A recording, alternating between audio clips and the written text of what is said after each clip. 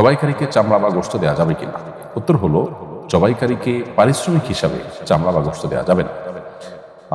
তবে জবাইকারী ব্যক্তি আত্মীয়, এলাকার মানুষ, এমনিতেই আপনি দিতেন, জবাই না করলেও তাকে দিতেন, সেই হিসাবে আপনি তাকে গোশত দিলে ঠিক আছে। অর্থাৎ এমনি ধরুন আপনি তাকে 1 কেজি 2 কেজি বা 3 কেজি গোশত দিতেন বা একটা নির্দিষ্ট পরিমাণ গোশত দিতেন, সেই হিসাবে দিলেন, সেটা ঠিক আছে। বাট তিনি জবাই করেছে সেজন্য আপনি তাকে গোশত দিচ্ছেন, সেজন্য চামড়া দিচ্ছেন, কলাটা দিচ্ছেন, জবাই করছে, এই হিসাবে দিলে সেটা পারিশ্রমিক হবে। আর কোরবানির পশুর কোনো কিছু পারিশ্রমিক হিসাবে দেওয়া জায়েজ নয়। জবাইকারী নিজে পারিশ্রমিক চেয়ে নিতে পারবেন কিনা? কোরবানির পশু জবাই করা এটা যেহেতু পরিশ্রম সাধ্য একটা কাজ, এটার জন্য ছুরি কিনতে হয়, ধার দিতে হয়, পরিশ্রম করতে হয়, অনেক পরিশ্রমিক এটার পিছনে কম বেশি থাকে। ঈদের দিন তার নিজের ঈদের আনন্দকে অনেকখানি আপনার মাটি করেও অনেকে দিনভর পশু জবাই করেন মানুষের। তো এখানে যেহেতু তার শ্রম আছে, বিধায় তার পারিশ্রমিক তিনি চেয়ে নিতে পারেন। বরং পারিশ্রমিক না চাইলে বা নির্ধারণ না করলে যেটা হয় যে অনেকে কম দেন, অনেকে বেশি দেন, অনেকে দেন না, এখানে যিনি জবাই করেছেন তার মনে কষ্ট দিকে যায়, তাহলে সেক্ষেত্রে সেটা নাজায়েজ হবে। আপনি কারোর কাছে সার্ভিস নিলেন, তাহলে তার সার্ভিস ফি আগে চূড়ান্ত করে নেবেন, যাতে করে কোনো প্রকার মনোমালিন্যের রাস্তা না থাকে। অনেক মসজিদ থেকে এটা নির্ধারণ করে দেওয়া থাকে, সেটা একদিক থেকে ভালো, যাতে করে উভয়ের হক নষ্ট না হয়। আপনি সে নির্ধারণের সম্মত হলে কাজ করবেন, আর না হলে করবেন না। আর এলাকাবাসীর তরফ থেকে বা মসজিদের তরফ থেকে যে নির্ধারণ করা হয়ে থাকে, সেখানে যৌক্তিক হার যদি ঠিক করে দেওয়া হয়, তাহলে সেক্ষেত্রে সেটা অবশ্যই ভালো, প্রশংসা। কোরবানি পশুর ছবি বা ভিডিও সামাজিক মাধ্যমে পোস্ট করা জায়েজ কিনা? কোরবানি পশুর ছবি বা ভিডিও এটা সামাজিক মাধ্যমে যদি মানুষকে দেখাবার জন্য, বাহবা কুড়াবার জন্য, নিজের বন্ধু বান্ধবদের কাছে নিজেদের সামাজিক অবস্থান জানান দেওয়ার জন্য, তাহলে তো এটা নিন্দনীয় এবং এটা রিয়া বা লৌকিকতার মধ্যে পড়বে। আর এমনিতেই কৌতূহলবশত, আনন্দবশত যদি এটি করেন, তাহলে ইসলামী সংস্কৃতি, ইসলামিক কালচার, এটার বিস্তার, এটার আপনার প্রকাশ, এর অংশ হিসাবে যদি এটা করেন, সেটা জায়েজ হতে পারে। তবে খুবই রিস্কি, এখানে আমাদের মানসিকতার মধ্যে রিয়া বা লৌকিকতা চলে আসে কিনা, তাহলে সেক্ষেত্রে ইবাদতের যে প্রাণ সেটাই কিন্তু হারিয়ে যাবে। এই জন্য এটা ভ্যারি করবে যে আপনি কেন এটি করছেন। তবে এটি না করলে বিশেষ করে আমাদের রিয়া বা লৌকিকতা আসতে পারে, সেই আশঙ্কা থেকে এটি যদি না করা যায়, সেটাকে আমি উত্তম মনে করি। কোনো কারণে যদি কেউ করেন, তবে তার উদ্দেশ্যের মধ্যে কোনো প্রকার অসততা, অসাধুতা, নিচুতা এরকম কোনো কিছু যেন না থাকে, সে বিষয়ে তাকে এনশিওর করতে হবে। অর্থাৎ আমি গরু দিচ্ছি, এটা আমার বন্ধুবান্ধবরা জানবে, বড় গরু দিয়েছি, বড় ছাগল দিয়েছি জানবে, এবং সবাই বাহবা দিবে, আমার সামাজিক অবস্থানের প্রকাশ হবে, এই সমস্ত উদ্দেশ্য থাকলে সেটিতে অবশ্যই নাজায়েজ এবং গুনাহ হবে।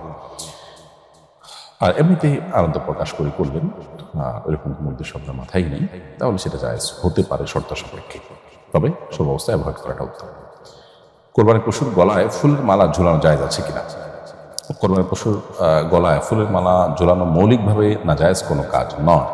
আনন্দের অংশ হিসাবে আপনি তাকে বরণ করে নিলেন, সেই হিসাবে আপনি মালা কিনে ঝুলালেন, সেটি মৌলিকভাবে নাজায়েজ কাজ নয়। কিন্তু মালা ঝুলিয়ে সেটাকে এলাকা এলাকা প্রদক্ষিণ করা, মানুষকে দেখানো, এই যে প্রদর্শনের জায়গা থেকে যদি এগুলো হয়, মানুষকে দেখানো, বাহবা নেওয়া, নিজেদের অবস্থান জানানো, এই সমস্ত উদ্দেশ্যে যদি হয়, সেটা নাজায়েজ হয়, ভিন্ন কারণ, মৌলিকভাবে এটি নাজায়েজ নয়।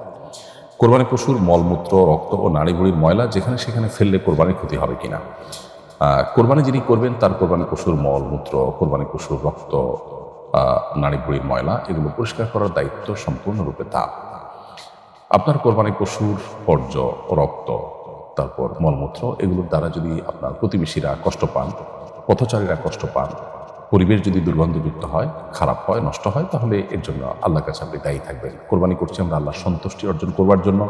আল্লাহর বান্দাদের যদি কষ্টের কারণ হয়, কারোর যদি অসুস্থ হওয়ার কারণ হয়, পরিবেশ যদি নষ্ট হয়, মানুষ যদি নাকে হাত দিয়ে চলতে হয় এবং দুর্গন্ধে যদি কষ্ট পায়, তাহলে সেক্ষেত্রে আমরা সন্দেহাতীতভাবে গুনাহগার হব। অতএব কোরবানিকে অর্থবহ করবার প্রয়োজনে এই বিষয়টার প্রতি আমাদের বিশেষভাবে সজাগ দৃষ্টি রাখতে হবে।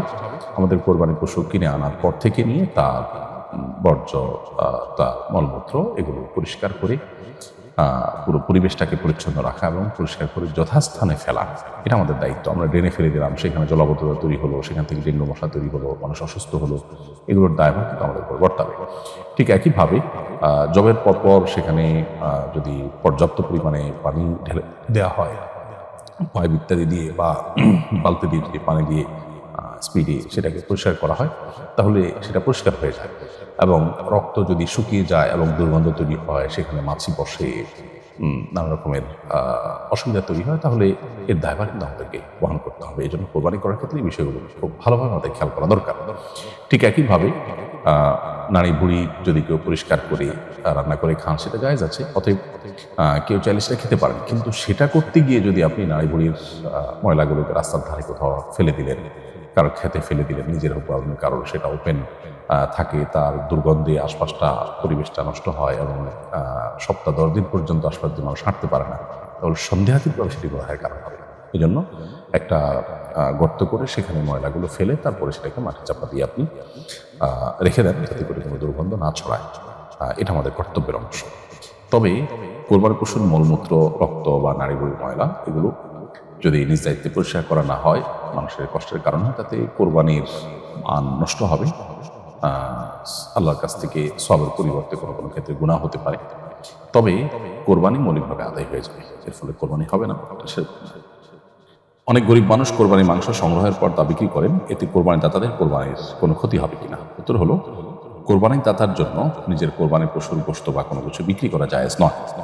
তবে কোরবানি দাতা তার কোরবানির গোশত কোনো গরিব মানুষকে দেওয়ার পর, এটা একান্তই গরিব মানুষের স্বাধীনতার ব্যাপার, তার ইচ্ছার ব্যাপার, তার মালিকানাধীন বিষয়। তিনি এবার সেই গোশতের মালিক হয়ে গেছেন।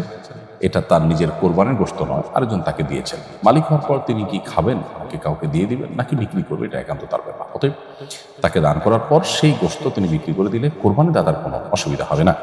অনেক সময় কম দামে বিক্রি করে দেওয়া হয়, সেটা একান্ত তার ব্যাপার।